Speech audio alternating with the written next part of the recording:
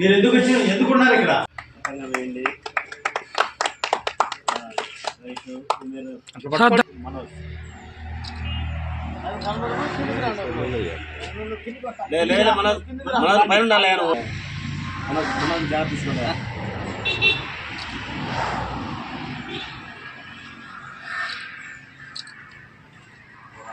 Sir చూపించండి బాబు, ఆయన చూస్తే నీ దాంట్లో తీసినావు కదా.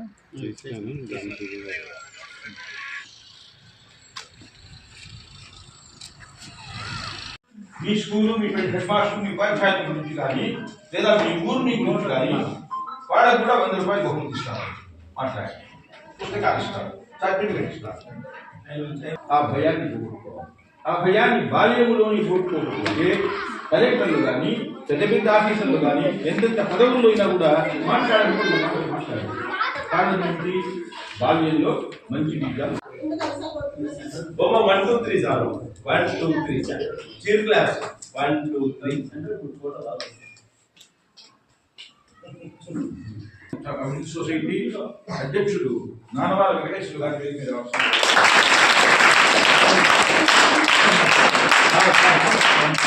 1 2 3 1 2 3. అదేవిధంగా బద్వేల్ టౌన్ డెవలప్మెంట్ కమిటీ ప్రధాన కార్యదర్శి గురుమూర్తి గారిని వేదికగా ఉంది. మిత్రులారా, ఒక అరగంట 30 గంటలో కార్యక్రమాన్ని ముగిస్తాం. తర్వాత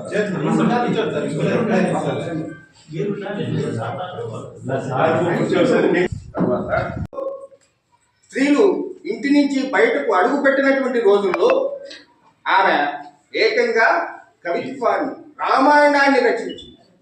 అటువంటి గోపవరం యొక్క చరిత్ర మీరు తెలుసుకోవాలి. ఈ కార్యక్రమం పెట్టడం ముఖ్యంగా మా తండ్రి గారు వ్యవస్థాపక అధ్యక్షులు, ముల్ల సాహిత్య పీఠం వ్యవస్థాపక అధ్యక్షులు విద్వాన్ డాక్టర్ గానుగపెట్ట హనుమంతరావు గారి ఉద్దేశం ఎందుకు, మనం జిల్లా అంతా చేస్తున్నాము, ఎందుకు నాన్నగారు మీరు ఈ వయసులో శ్రమపడతారు? మరి ఆయన వయస్సు 8 మరి అనారోగ్యాన్ని సైతం లెక్క చేయకుండా జిల్లా అంతా చేస్తున్నారు కదా. మొన్న ఇటీవలే ఒక 10 రోజుల కిందట చేశారు ఇక్కడే ఇదే స్కూల్లో. మళ్ళీ ఎందుకు అంటే, లేదురా, వల్లమాంబ జన్మించినటువంటి జన్మస్థలి గోపవరంలో చేయాలి, అక్కడి విద్యార్థులకు చరిత్రను తెలియజెప్పాలి, మీరంతా కూడా రేపటి పౌరులు, నేటి పాలలే రేపటి పౌరులు అనేటువంటి ఉద్దేశంతో మొట్టమొదటగా ఆమె జన్మించినటువంటి ప్రాంతంలో, ఆమె జన్మస్థలిలో మన యొక్క కవయిత్రి మల్లమాంబ ఉత్సవాలను ప్రారంభిస్తాము. మరి ముఖ్య అతిథిగా ఎవరు ఇచ్చేశారు? డాక్టర్ కోడూరు సుమన గారు. ఆమె నాట్య మయూరి. అంతేకాకుండా మీలాంటి విద్యార్థులకు నాట్యంలో మెలకువలు చెప్తూ నాట్య శిక్షణ ఇస్తున్నటువంటి నాట్య గురువు కూడా. లలిత కళలో నాట్యం కూడా ఒక సమాహార కళ. ఆంగికం, అభినయం ఇవన్నీ కూడా కూడినటువంటి కళ. అటువంటి నాట్యాన్ని ఉచితంగా బోధిస్తున్నటువంటి మరి నాట్య మయూరి డాక్టర్ కోడూరు సుమన గారు. ఆమె కూడా సాహిత్యం అన్నా కూడా, అలాగే సంగీతం అన్నా కూడా, నాట్యం అన్నా కూడా ప్రాణం. అటువంటి కోడూరు సుమనకు మనం అవార్డు ఇవ్వాలి, మహిళలు గౌరవించాలి అనేటువంటి ప్రారంభ కార్యక్రమంగా మొన్న చేశారు కదా అంటే, లేదు, ఈ మార్చి 7వ తేదీన రేపు ఏమిటి అంతర్జాతీయ మహిళా దినోత్సవం సందర్భంగా మళ్ళీ వారికి కడపలో వేరే ప్రోగ్రాం ఉంది కాబట్టి ముందు ఒక రోజు మనం పెడదాం గోపురం హై స్కూల్లో అని ఆగమేఘాలుగా ఇప్పుడు కడప నుంచి కూడా వారిని తొడుకొని రావడం జరిగింది. మన చరిత్రను మనం తెలుసుకోవాలి.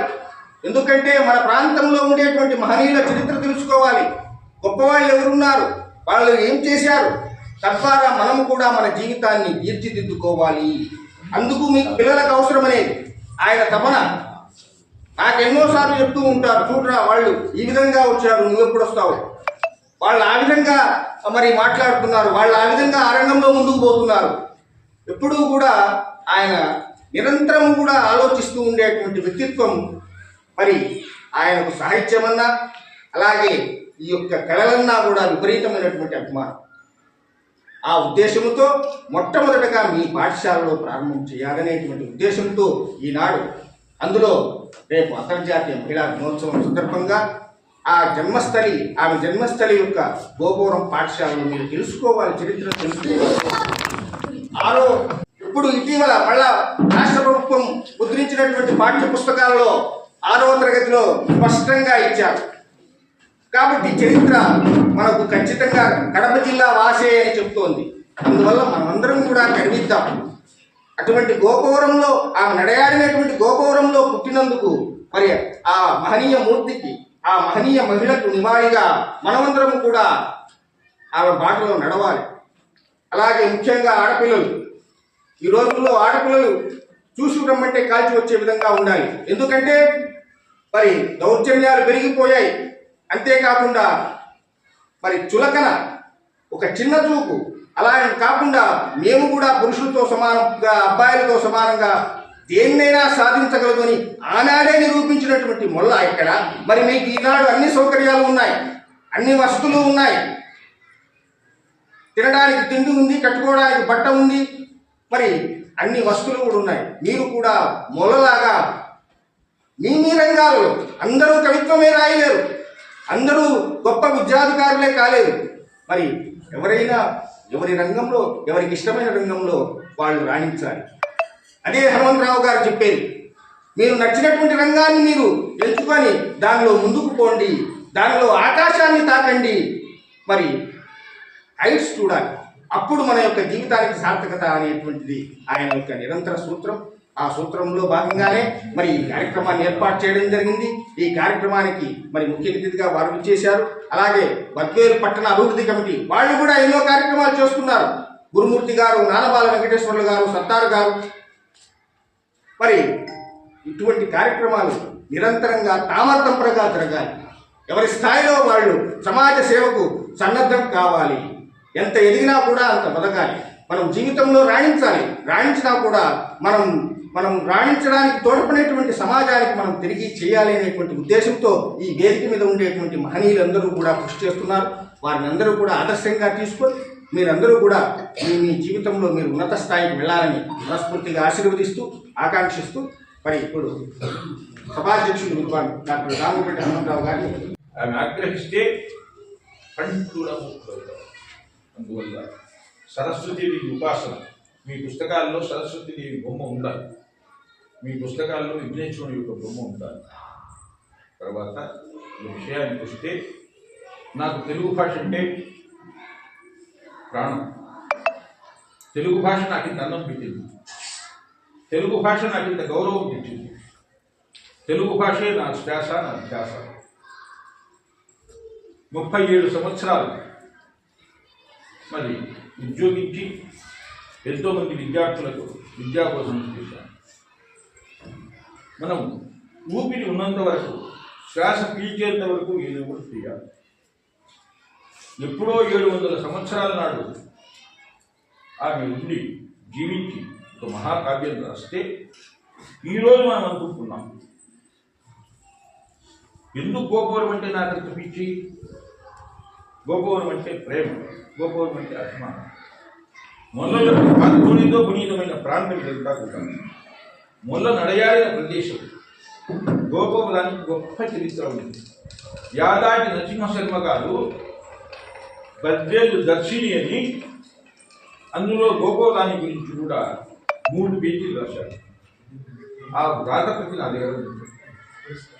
అందువల్ల తెలుగు సాహితీ యాత్రలు, మొదటి జయంతి ఉత్సవాలు ప్రారంభించి జిల్లా అంతా కాలికి బలతో కట్టుకొని గోపవరంతో ప్రారంభించారు.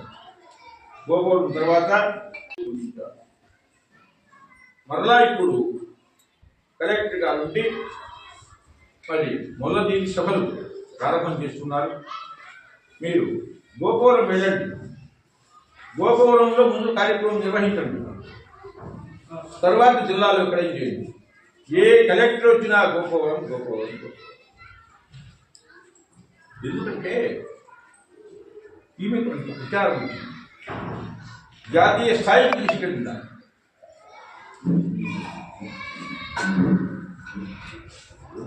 పోతుంది ఆలోచించారు.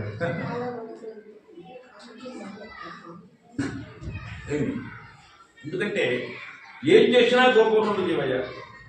ఎందుకు? ఏదైనా ఒక ప్రచారం చేస్తే ఆ ప్రచారమే యథార్థమవుతుంది. ఈరోజు 79వ పేజీలో కడప జిల్లా బద్వేలు దగ్గర గోపూరం మొల్ల నివాసిని రాశారు. మొల్ల పేరుతో 5 రూపాయల స్టాంప్ రిలీజ్ చేశారు. స్పెషల్ కవర్ రిలీజ్ చేశారు. ఆ స్పెషల్ కవర్ కనుక హిందీలో ఇంగ్లీష్లో తర్వాత బద్వేల్ దగ్గర గోపూరంలో పుట్టింది, పెరిగింది, కావ్యం రాసింది. శ్రీదేవాయలు 1532లో వచ్చినాడు. ఆమెకు కవిరత్నాన్ని బిరుదును ప్రదానం చేసినాడు. ఆమె చరిత్రంతా ఒక పారాగ్రాఫ్. అంతేకాకుండా 1,15,00,000 రూపాయలతో మొల్ల హరిత రెస్టారెంట్ ప్రభుత్వం మొల్ల పేరుతో మొల్ల మీద ఒక డాక్యుమెంటరీ తీశారు. అందులో రాయల పాత్ర వేశారు. 2005 నుంచి క్రమం తప్పకుండా మొల్ల జయంతి ఉత్సవాలు జిల్లా వ్యాప్తంగా వారం రోజులు చేస్తున్నారు.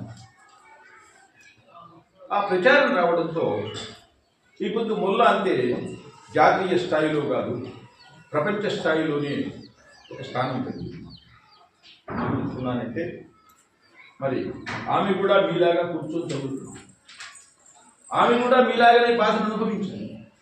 ఆ రోజుల్లో అగ్రవర్ణాలు ప్రబంధాలు రాసి అష్టదిగ్గజల కాలంలో చక్రం తిప్పే రోజులలో ప్రబంధ సాహిత్యం.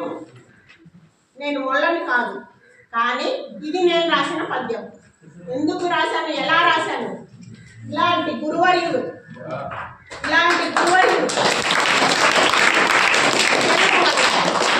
మాకు 3వ క్లాసులో తెలుగు మాస్టర్ నందలూరులో మా తెలుగు మాస్టర్. నేను 10వ క్లాస్కి వచ్చేటప్పటికి సుమన శతకం అని శతకం రాశాను. సుమన మాట వినుడి సుజనులారా అని చెప్పి శతకం రాశాను. ఎప్పుడు వేమన పద్యాలు సుమతి శతకాలే పుస్తకాల్లో ఉంటాయి, ఇట్లా నేనెందుకు రాయకూడదు అని నేను ఏదో పద్యం రాసి తీసుకెళ్లి తెలుగు సార్ చూపిస్తే చాలా బాగుంది, నీకు రాయాలని చూసినప్పుడల్లా రాస్తూ ఉండు అని చెప్పారు. రాసేదే ఆయన చూపించేది. ఆయన శభాష్ భలే ఉంది భలే ఉంది. ఇట్లా 100 పద్యాలు అయితే పుస్తకం వేశాను దాన్ని, సుమన శతకం దాని మీద. అట్లా మీరు ఏదైనా ఒక దాని మీద మొల్ల చదువుకోలేదు. బడులకు పంపించే కాలం కాదు, ఇంటి నుంచి ఆడవాళ్ళని బయటికి పంపించే కాలం కాదు, గుడిలోకి రానివ్వరు, బడిలోకి వెళ్ళనివ్వరు. కేవలం ఇంటి పనులు చేసుకోవాలి, లేదంటే పొలం పనులు ఏదో వృత్తి చేసుకోవాలి, అంతవరకే. కానీ ఆవిడ అంత గొప్ప రామాయణాన్ని వాల్మీకి సంస్కృతంలో రాశారు. అది ఎవరికి అర్థం కాదు. నేను తెలుగులో రాస్తాను, తక్కువ పద్యాలతో రాస్తాను, 3 అశ్వాసాల్లోనే రాస్తాను, అందరికీ అర్థమయ్యేలాగా రాస్తాను. రాముడి గొప్పతనాన్ని ప్రపంచమంతా చాటుతాను అనే ఒక ఉద్దేశం, సంకల్ప బలం, మనసులో ఆలోచన అది ఉండబట్టి అంత గొప్ప కావ్యం ఆమె రాయగలిగింది. దేనికైనా దృఢమైన ఆలోచన ముఖ్యం. మీరు సినిమా యాక్టర్లు అవుతారో, క్రికెటర్లు అవుతారో, డాన్సర్లు అవుతారో, ఏమైనా అవ్వండి, సమాజానికి పడిన క్యాన్సర్లు మాత్రం కాదండి. అది మాత్రం ఎందుకంటే మనం ఏం చెయ్యాలి, మనం ఎదగాలి, మనం గొప్పవాళ్ళం కావాలి అని మన తల్లిదండ్రులు నిరంతరం కళ్ళకు అంటారు. వాళ్ళకి చదువు రాకపోవచ్చు. మీ అందరి తల్లిదండ్రులు చదువుకున్న వాళ్ళే ఉన్నారా? లేదు కదా. మామూలుగా పనులు చేసుకునే వాళ్ళు, కొంచెం చదివి వదిలేసిన వాళ్ళు ఇలాగే ఉంటారు. కానీ వాళ్ళ ఆలోచనలు ఎక్కడ ఉంటాయి? మా బిడ్డ డాక్టర్ అయితే బాగుంది, మా బిడ్డ కలెక్టర్ అయితే బాగుంది. ఇందుకోసం కష్టపడతారు కదా, అందుకోసం దాచిపెడతారు కదా. పైసలు పెడతారా? మీ దగ్గర డబ్బు కడుతున్నారా? ఫీజులు కడుతున్నారా? స్కూల్లో పుస్తకాలు అంటే ఇది ప్రైవేట్ స్కూళ్ళలో చదివిస్తే ఫీజులు కట్టుకోవాలి, పుస్తకాలు కొనియాలి కదా. ఏదైనా చదువు అంటే కాస్త చూస్తే మీకోసం ఖర్చు పెట్టాలి కదా. అవునా? ఫీజు కడితేనే తల్లిదండ్రులు అని కాదు, పెట్టాలి కదా మీకోసం. ఆ ఖర్చు ఎందుకు పెడుతున్నారు? మీ భవిష్యత్తు కోసం. మీరు పెద్దయ్యాక వాళ్ళని ఎక్కడో విమానంలో తిప్పుతారని కాదు, తిప్పుతారో లేదో కూడా వాళ్ళకి తెలియదు. అవునా? తిప్పుతారో లేదో తెలుసా వాళ్ళకి. కానీ వాళ్ళ ఆశ ఏంటి? మీరు విమానం ఎక్కాలి, మీరు అక్కడ ఉండాలి, శాస్త్రజ్ఞులు అవ్వాలి, డాక్టర్లు అవ్వాలి, కలెక్టర్లు అవ్వాలి, ఎస్పీలు అవ్వాలి. మన జిల్లా నుంచే విద్యాధరి అని IAS అయింది, తెలుసా? పేరు విన్నారా? ఆ విద్యాధరి తల్లి ఎన్ని కష్టాలు పడింది తెలుసా? తల్లి అవమానం తీర్చడానికి అమ్మాయి ఫస్ట్ అటెంప్ట్లో IAS కొట్టింది. తల్లి పడ్డ అవమానం తొలగించడం కోసం ఆ అమ్మాయి ఐఏఎస్ అయింది. తప్పట్టు కొట్టండి.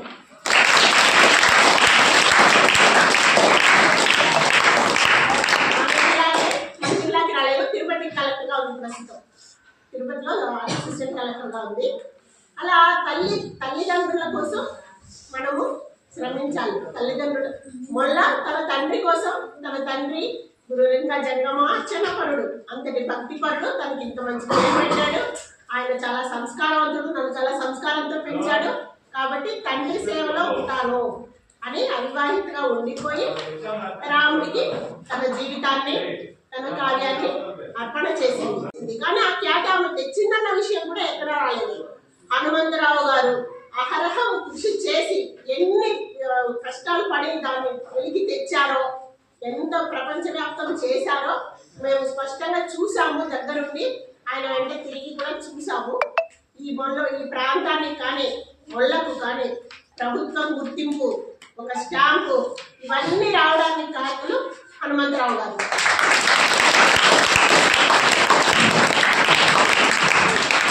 కేవలం ఎందుకు? ఒక స్త్రీ అంత గొప్పది, మన ప్రాంతంలో ఆమెను మనం వెలుగులోకి తేవాలి. ఆమె గొప్పతనాన్ని ప్రపంచానికి చాటాలి. రేపు మహిళా దినోత్సవం కదా, ఎందుకు చేస్తారో తెలుసా మీకు? ఎందుకు చేస్తారు? ఎందుకు చేస్తారే? అమ్మాయిలే కదా, తెలియదా మీకు? ఎవరో రష్యాలో, ఒక అమెరికాలో ఒక ఆవిడకి పుట్టిన ఆలోచన మహిళలందరికీ ఒక రోజు ఉంటే బాగుంటుంది. దానిని రష్యా వాళ్ళు తీసుకుని ఒక రోజు చేసుకున్నారు. 1910లో ఆలోచన పుడితే 11లో కొట్టి, అప్పుడు బంగ్లాదేశ్ రష్యా వాళ్ళు కలిసి 17లో ఒక వెనుకబడిన స్త్రీ ముల్లమాంబ గడప దాటని రోజుల్లో బయటికి వచ్చి అనేక అవమానాలు ఎదుర్కొని ఆమె ముల్లరామాయణం వంటి కావ్యం రాసింది. ఎవరైతే పరిహసించారో, ఎవరైతే హేళన చేశారో వాళ్ళే ఆమెను ప్రశంసించారు. ఆమెను ఆదర్శంగా తీసుకుంటే చాలు. రేపు మనం అంతర్జాతీయ మహిళా దినోత్సవం జరుపుకుంటున్నాం. అంతర్జాతీయ మహిళా దినోత్సవం జరుపుకుంటున్నామే కానీ ఆడవాళ్ళ యొక్క ఆందోళనలు, వాళ్ళ పరిస్థితులు బాగుపడలేదు. పురాణ కాలం నుంచి, శీతకాలం నుంచి నేటి సావిత్రిబాయి పూలే, నేటి ముల్లమాంబ వరకు కూడా అనేక కష్టాలు పడేవాళ్ళు. ఎందుకంటే నిన్న ఒక సర్వే చేశారు, 31.2 స్త్రీలు గృహహింస ఎదుర్కొంటున్నారు. ఇప్పటికి కూడా గృహహింస అంటే శ్రమదోపిడి, లైంగిక దోపిడి, మానభంగాలు, ఆత్మహత్యలు, తర్వాత వరకట్న వేధింపులు, ఇవన్నీ కూడా ఒక లైంగిక గృహహింస. 2005లో చేసినా కూడా ఇప్పటికి కూడా ఆడవాళ్ళ పరిస్థితి వేదికల మీద ఇది నార్యస్తు పూజ్యంతే, స్త్రీలను ఎక్కడ పూజిస్తారో దేవతలు ఎక్కడ సుభిక్షంగా ఉంటారు. కానీ సుభిక్షంగా ఉన్నారా? 60% 100కి పురుషుల చేతిలో దెబ్బలు తింటున్నారని నేను ఒకసారి చూపించాను. మరి బాగుపడేది కూడా. కాబట్టి అంతర్జాతీయ మహిళా దినోత్సవం రోజైనా స్త్రీలు మేల్కొనాలి. మీరు మేల్కొని నోరు మీకు మాట్లాడాలి. భయపడి మీకు జరిగినటువంటి అన్యాయ అక్రమాలు కూడా కడుపు దాచుకుంటున్నారు. అది మంచి పద్ధతి కాదు. మరి ఈ విధంగా అనేక కార్యక్రమాలు చేపట్టవలసి ఉంది. ఎందుకంటే ప్రతి కార్యక్రమంలో కూడా ఒక మహిళను, ఏదో ఒక సేవ చేసినటువంటి మహిళను, సాహిత్య సేవ చేయొచ్చు, కళాసేవ చేయవచ్చు, సమాజ సేవ చేయొచ్చు, అటువంటి సేవలను గమనించి ఈరోజు మన విశిష్ట అతిథి ఎవరు? డాక్టర్ సుమన కుమారి. సాహిత్యంలో బయోడేటా చూస్తే గిన్నీస్ బుక్ ఆఫ్ రికార్డ్స్ ఎన్నోసార్లు స్థానం సంపాదించింది. వందలాది సభలు చేసింది. తెలుగు సాహిత్య కళావేదిక అనేటువంటి సంస్థలు స్థాపించి నా అధ్యక్షులతో నేను తిరుపతిలో నిన్న పద్య కవిత యజ్ఞం చేసింది. నిన్న కూడా దూరదర్శన్ విజయవాడకు పోయి మహిళా దినోత్సవ సందర్భంగా అక్కడ పాల్గొనవచ్చు. అట్లా ఎందుకంటే ఏదో చేయాలి, సమాజానికి మనం ఏదో సేవలు అందించాలి. మన కాంట్రిబ్యూషన్. ఈరోజు మనం ఎన్ని సంతృప్తి అనుకుంటున్నాం? మన తల్లిదండ్రులు అనుకోవడం లేదు, మన తాతలు అనుకోవడం లేదు. కాబట్టి ఆమె ఆదర్శంగా తీసుకోవాలి. మొట్టమొదటి ఇప్పుడు డాక్టర్ సుమన గారికి ముల్ల సాహితీ సేవా పురస్కారం ఇచ్చి వాళ్ళ కార్యక్రమం ప్రారంభం చేస్తాం.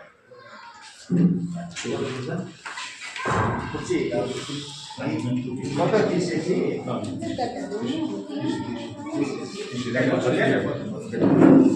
శ్రీనివాస్ గారు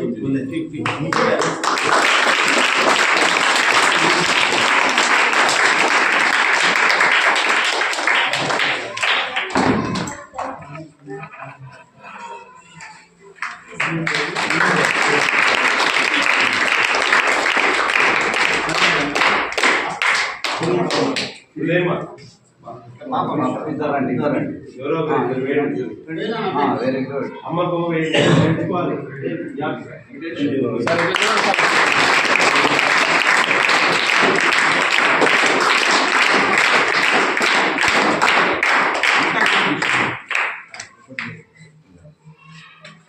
పురస్కారం తర్వాత దీంట్లో రూపాయలు 10 రూపాయలు ఏదైనా కాదు.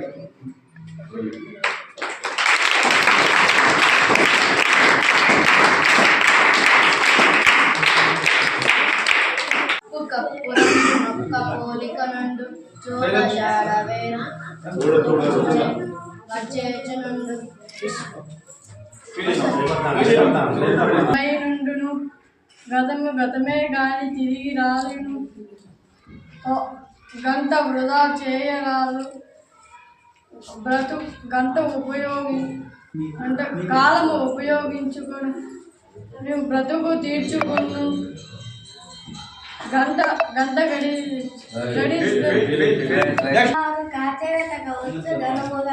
మనసు విరగనే వచ్చే చరాదయ విశ్వదాభి రామ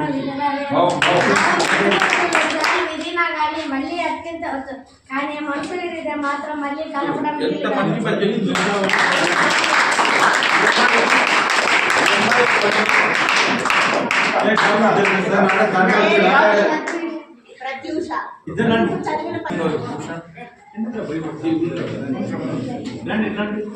సార్ ఇది చూడండి సార్.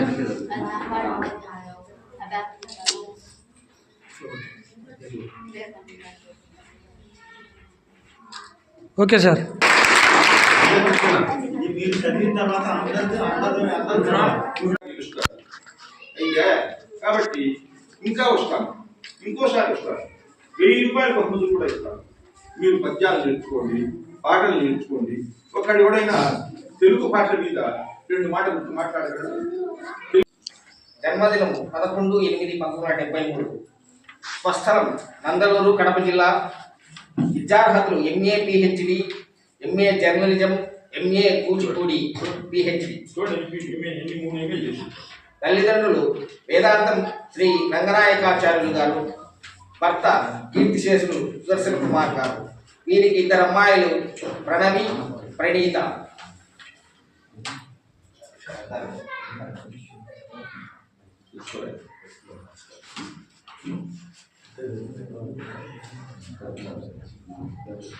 మరి వీరు రచనలు, కథలు 72 రాశారు. 72 కథలు రాశారు. సుమారు 500 వరకు కవితలు రాశారు. అలాగే 17 అవధానాల్లో పాల్గొన్నారు. మరి ఒక కథా సంపుటిని కూడా ప్రచురించారు. రాయలసీమ సుమాలు, కవితలు, మేలుకొద్దులు, సామవేదంలో సామాజిక స్పృహ, కళాతపస్వి జీవన ప్రస్థానం, ఇలా 4 నృత్య రూపకాలు కూడా రూపొందించారు. 40కి పైగా రేడియో కథలు, 3 రేడియో నాటకాలు రాశారు. పత్రికల్లో వచ్చిన బహుమతులు పొందినవి 12 ఉన్నాయి. మరి నాట్య రంగంలో సుమారు 16 బిరుదులు స్వీకరించారు. వీరు 1000కి పైగా ప్రదర్శనలు ఇచ్చారు. 500కు పైగా మరి పురస్కారాలను అందుకున్నారు. 500 అవార్డులు.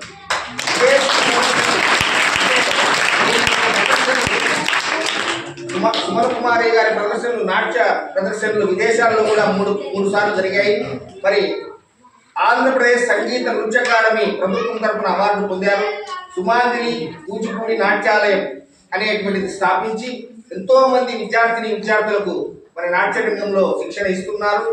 మరి అంతేకాకుండా తెలుగు కళావేదిక అనేటువంటి సాంస్కృతిక సంస్థను ఏర్పాటు చేసి దానికి అధ్యక్షురాలుగా కూడా ఈ విధంగా సాహిత్యంకి నాట్య రంగానికి కూడా వీరు సేవలు చేస్తున్నారు. వీరికి ఈనాడు ఆ యొక్క మహిళా స్ఫూర్తి మొల్ల అవార్డును ఇవ్వడం, మరి కవయిత్రి మొల్ల సాహితీ పీఠం పక్షాన ఇవ్వడం అనేటువంటిది చాలా అర్హనీయమైనటువంటిది, ఉదాహరణమైనటువంటిది, ఎంతో సంతోషకరమైనటువంటి అలాగే ఈరోజు చాలా ఎందుకంటే మహనీయులు పెద్దలు గురువర్యులు గానపండి హనుమంతరావు సార్ గారు ఈరోజు ఇటువంటి మహాకవి మొల్లా గారి కార్యక్రమం ఇక్కడ చేయడము, అందులో మేము కూడా భాగస్వామ్యం కావడము, విశిష్టాధిగా మేడం గారు రావడము, ఇదందరూ మేమంతా చేసుకున్న అదృష్టం అని చెప్పి నేను భావిస్తున్నాను. కాబట్టి ఇంతటి మంచి అవకాశాన్ని ఈరోజు మనకు కలిగింది. కాబట్టి ఈ అవకాశం ఇచ్చినందుకు పెద్దలందరికీ ధన్యవాదాలు.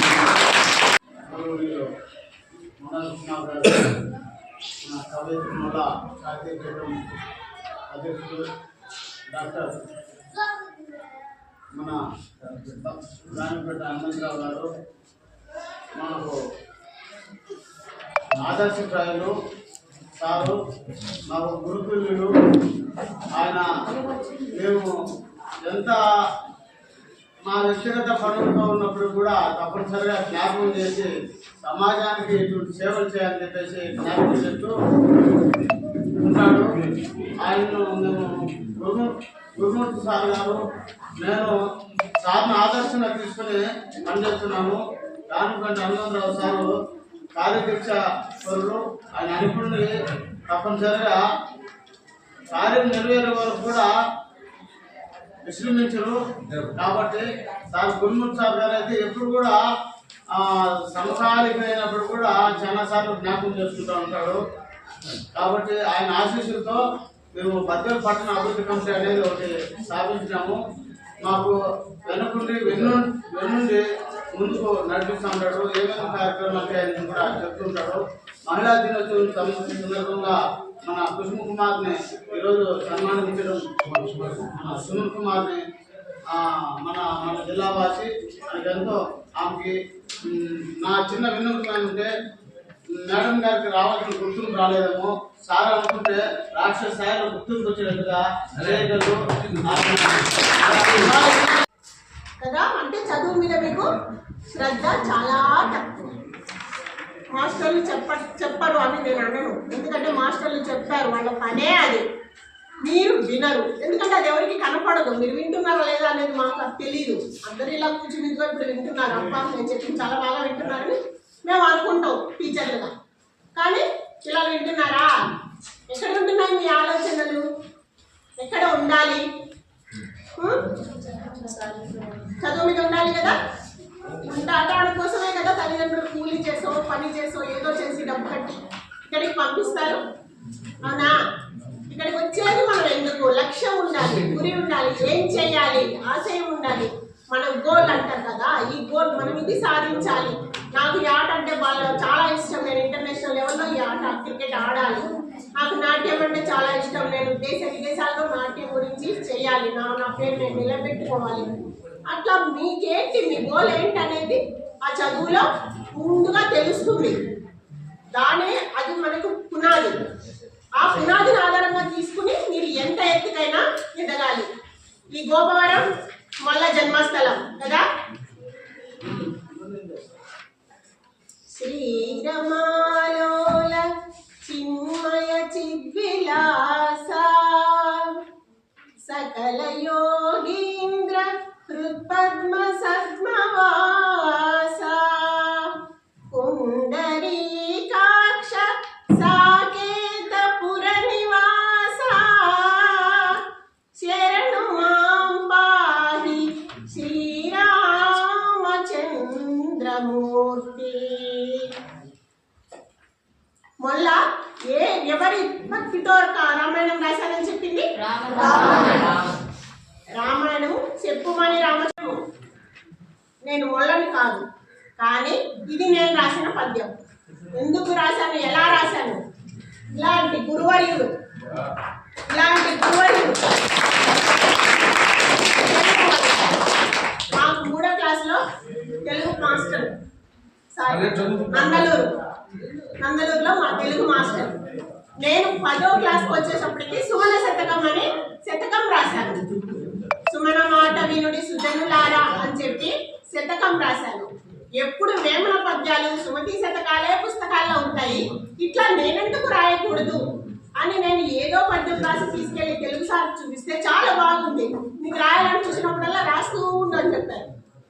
రాసేదే ఆయన చూపించేది, ఆయన శభాష్ భలే ఉంది భలే ఉంది. ఇట్లా 100 పద్యాలు అయితే పుస్తకం వేశాను, దాన్ని సుమన శతకం దాని పేరు. అట్లా మీరు ఏదైనా ఒక దాని మీద మళ్ళా చదువుకోలేదు.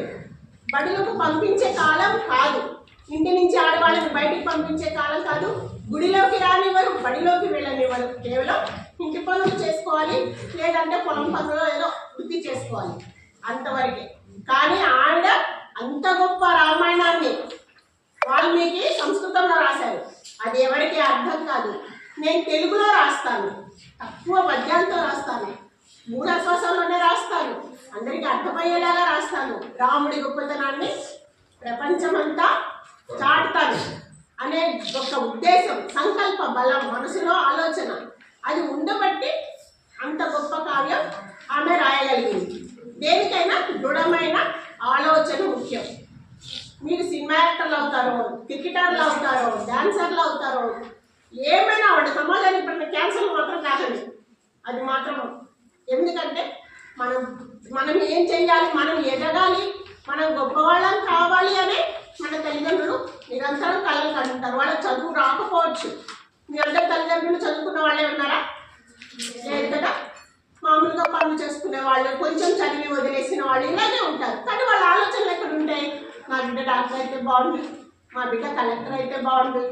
ఇందుకోసం కష్టపడతారు కదా, అందుకోసం దాచిపెడతారు కదా పైసలు. పెట్టారా? మీ దగ్గరికి డబ్బు కడుతున్నారా? ఫీజులు కడుతున్నారా? స్కూల్లో పుస్తకాలు అంటే ఇది